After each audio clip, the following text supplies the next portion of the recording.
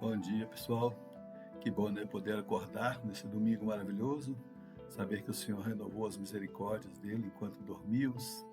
E agora podemos aqui tomar um cafezinho, estudando a palavra do Senhor, né, para aprender mais deste Deus maravilhoso que nos abençoa cada dia. No domingo passado, nós tivemos aí a presença do nosso irmão evangelista Sérgio, né, que muito nos edificou. E agradecemos a Deus pela vida deste servo do Senhor. Agora vamos continuar aqui no capítulo 18 que estávamos estudando e que já mencionamos dois temas controversos aí, que é a amizade e o orgulho. Este segundo, se não for bem administrado, pode nos levar a cometer erros que podemos ser insanáveis, né? Principalmente para o bom relacionamento. A partir do verso 16, nós vamos ver as ações de um coração ferido pelo orgulho. Como afirmamos anteriormente, o orgulho de Saul não o deixou enxergar que o Davi estava fazendo era para o bem de toda uma comunidade. E ele passa a praticar atos para tentar destruir ou obscurecer a imagem de Davi perante a comunidade. Mas as ações de Saul sempre estavam sendo frustradas, pois a cada ação de Davi, tanto o exército como o povo continuavam se achegando a ele. Saul tenta então outra estratégia, casar Davi com a sua filha mais velha, Merabi, com a pretensão de que Davi fosse visto como filho dele e que travasse as batalhas do Senhor, como vemos aí no verso 17. Disse Saul a Davi: Eis que Merabi, minha filha mais velha, que te darei por mulher, sê-me somente filho valente e guerreia as guerras do Senhor, porque Saul dizia consigo: não seja contra ele a minha mão, e sim a dos filisteus. Vejo aqui duas pretensões do coração pecaminoso de Saul. Primeiro, como filho, as vitórias de Davi seriam reconhecidas como dele, pois ele agora é da família, né? E o que ele não observava isso, tendo Davi como servo, né? Das batalhas que Davi combateu para ele. Mas a segunda, eu vejo que é pior ainda, pois ele não queria estar servindo a Deus, ele se afastou de Deus. Mas se Davi fosse da família, Deus estaria abençoando a todos. Usar as bênçãos derramadas a Davi em proveito próprio. Mas Davi se coloca mais uma vez como servo e afirma no final do verso 17 que nem ele, nem sua família tinha condições. Creio que em questão de linhagem, pois eram pobres e de família não reconhecida, para assumir uma tamanha responsabilidade, né? Isto, naquela época, era bem significativo, né? As pessoas observavam muito essa linhagem. E tanto que por 3 vezes nós vimos Saul perguntar a respeito da linhagem de Davi. Na atualidade, não vemos assim estas coisas, né? Mas ainda acontece. Pessoas que querem manter um status e buscam fazer alianças dentro de um panorama financeiro e de influência. Quando Saul afirma no verso para Davi travar as batalhas do Senhor, creio que ele reconhecia que Deus realmente estava com Davi. Ele poderia tirar um certo proveito próprio para também, quer dizer, ele tinha receio, né, da ação de Deus a respeito de Davi, né, como vimos anteriormente, que ele perderia seu trono, pois Deus já havia prometido a ele que estaria levantando um outro para assumir seu trono. Vemos a seguir que Merabi foi dada em casamento a Adriel, o Meolatita, que era morador de uma cidade chamada Meolá.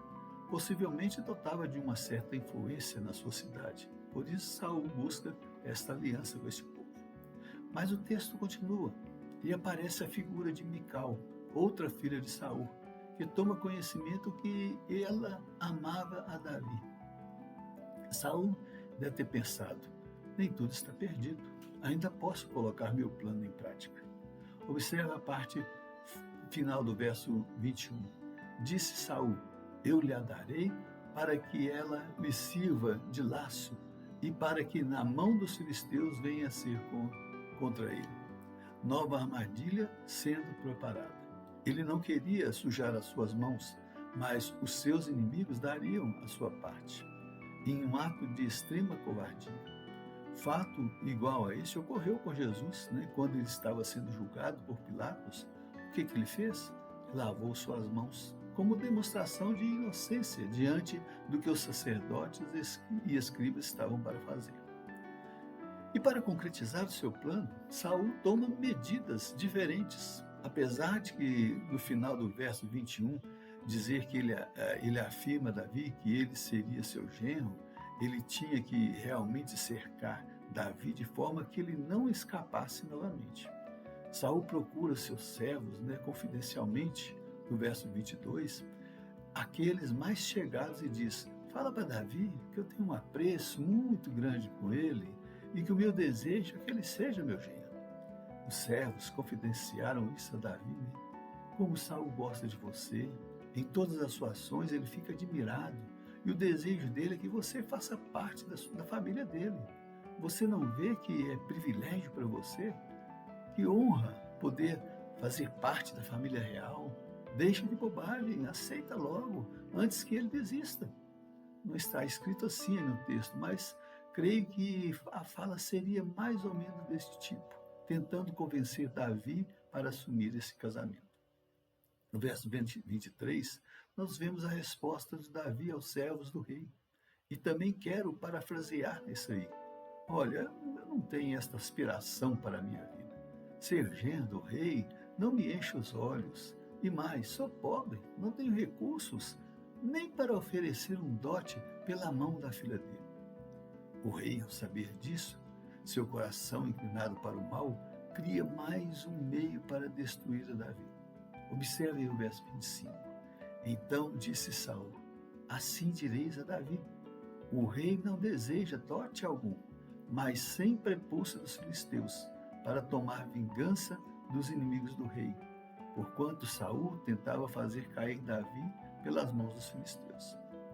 Aos olhos de Saul, esta seria uma tarefa difícil de ser concluída, e que possivelmente, e era o que ele esperava, levaria Davi à morte, ou ao fracasso, e ser desacreditado entre o povo.